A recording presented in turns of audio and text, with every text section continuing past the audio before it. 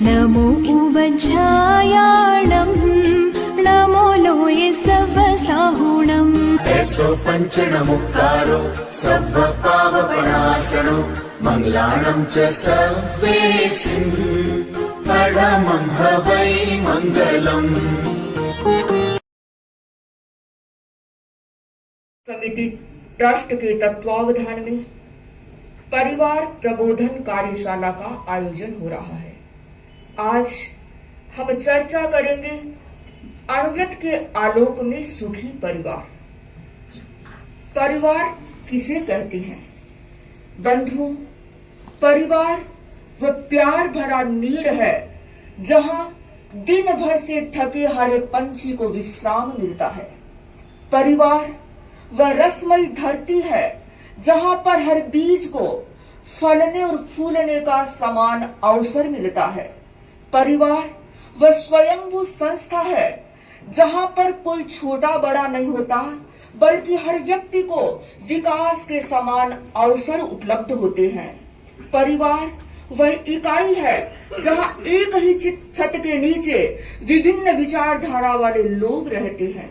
परिवार वह झरना है जहां पर निरंतर आनंद और सुख का पानी बहता रहता है।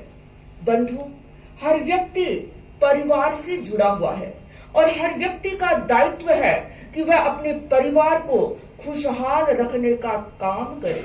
बंधु, कैसे हम अपने परिवार को खुशहाल रखें, कैसे हम अपने परिवार को सुखी बना सकते हैं, आज मैं थोड़ी सी चर्चा करूंगी अणुव्रत के संदर्भ में। बंधुओं, अणुव्रत संस्कारों की बात करता है। मैं ये कहना चाहती हूँ, जिस व्यक्ति के संस्कार समुन्नत होते हैं, जिस परिवार के सदस्य के संस्कार अच्छे होते हैं, वो परिवार सुखी परिवार कहला सकता है। बंधु, आज संस्कारों का ह्रास होता चला जा रहा है, आप सब जानते हैं और परिवार की स्थितियों को देख भी रहे हैं। बंधु, एक समय था परिवार घर के बाहर एक कोटेशन लिखा रहता था, अतिथि देवो भव। यानी घर में कोई मेहमान आता था तो उसकी देवता के तुल्य सत्कार सम्मान पूजा होती थी और बड़े खुश होते थे। और जब मेहमान घर से जाते थे तो लोग मायूस हो जाते थे, उदास हो जाते थे। बंधुओं, स्थितियां बदली, संस्कार बदले और कुछ समय के बाद में वो अतिथि देवो भव समाप्त हो गया। नहीं लिखा, देखा किसी ने? किसी घर के बाहर लिखा हुआ है? अब लिखा रहता था वेलकम, स्वागत। यानी परिवार में कोई आता था तो बड़े खुश मन से सब स्वागत करते थे, सत्कार करते थे। और बंधुओं, फिर संस्कारों का ह्रास हुआ, वो अतिथि देवो भव भी चला गया, वो वेलकम स्वागत भी चला गया। और आज घर के बाहर एक तख्ती लगी रहती है, क्या लिखा रहता है? कुत्ते से सावधान।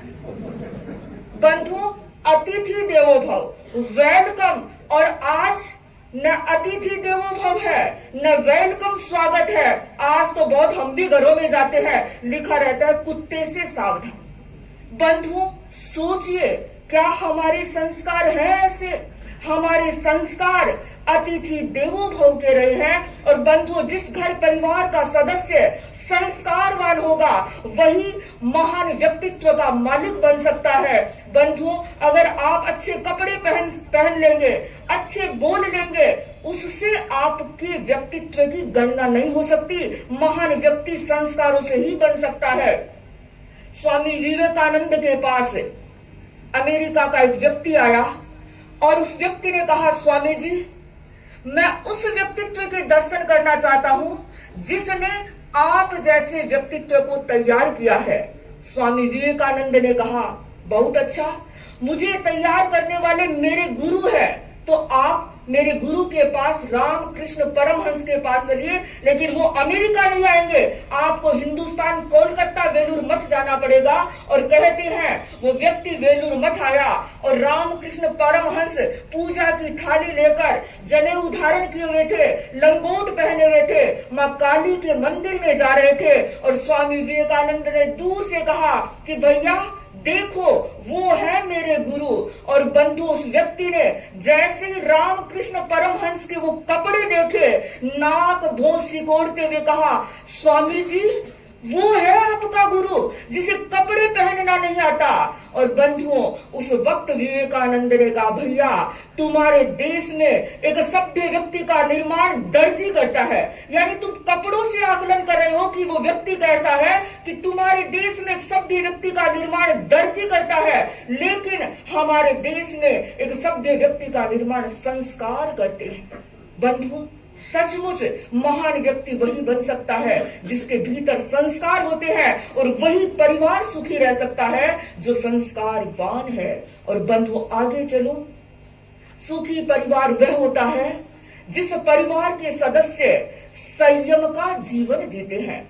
जिस परिवार में संयम के दीप जलते हैं वहां खुशी की जगमगाहट रहती है। तो संयम जरूरी है। और अणुवृत्त भी क्या कहता है, संयम करो। आचार्य तुलसी ने तो नारा ही दिया था, क्या दिया था, संयम है खलु जीवनम। संयम ही जीवन है। और मैं ये कहना चाहूंगी संयम ही परिवार है। जहां पर संयम होगा वो परिवार सुखी रह सकता है, और उस परिवार के सदस्य आगे चलकर दुनिया में अपना नाम रोशन कर सकते हैं। आप सबने नेपोलियन बोनापार्ट का नाम सुना है। बंधु कहते हैं नेपोलियन बोनापार्ट एक बार किशोरावस्था की घटना है, पढ़ने के लिए अक्लोनी नामक शहर में गए और वहां पर एक नाई के घर पर रहना पड़ा।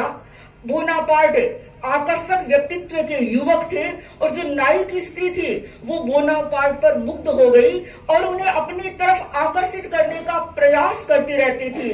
पर बोनापार्ट के सामने हिमालय जैसा महान लक्ष्य था, और उनके प्रति संयम था, इंद्रियों का संयम था। और कहते हैं जब भी वो स्त्री आती, बात करने की चेष्टा करती, बोनापार्ट किताब लेकर बैठ जाते, पढ़ने लगते, एक बार भी उसकी तरफ नहीं देखते। और बंधुओं वो बोनापार्ट एक दिन जाकर अपने देश का प्रधान सेनापति बनता है, और एक दिन सेनापति बनने के बाद में वो वापस उस शहर में आता है जहां पर उन्होंने शिक्षा ग्रहण की थी, और उनका मन हुआ कि मैं उस घर को देख कर आऊं।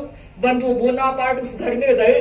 घर के बाहर दुकान बनी हुई थी, वो स्त्री दुकान में बैठी थी, और बोनापार्ट उस दुकान में जाकर के उस स्त्री से बात करने लगा और पूछा, बहन कुछ दिनों पहले तुम्हारे यहाँ पर बोनापार्ट नाम का एक आदमी रहता था। उस औरत ने झिड़कते हुए कहा, झुंझला कर कहा, अरे तुमने कैसे व्यक्ति का नाम ले लिया, वो तो बड़ा नीरस था, न उसे गाना आता था, न नाचना आता था, और तो मीठी बात करना भी नहीं आता था। बोनापार्ट ने हंसते हुए कहा, बहन ठीक कह रही हो, सचमुच में बोनापार्ट ऐसा ही व्यक्ति था। पर मैं तुम्हें बताना चाहता हूँ अगर बोनापार्ट तुम्हारी रसिकता में उलझ गया होता तो आज देश का प्रधान सेनापति बनकर तुम्हारे सामने खड़ा नहीं होता।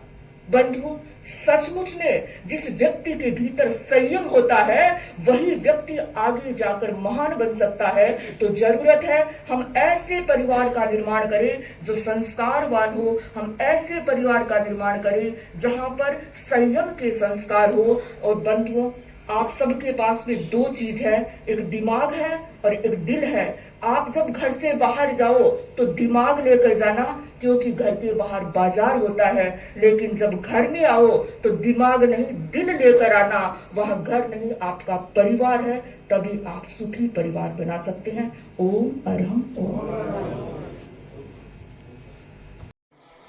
क्या अविद्यानामन्तस्तिमिरामिहिरद्वीपनगिरे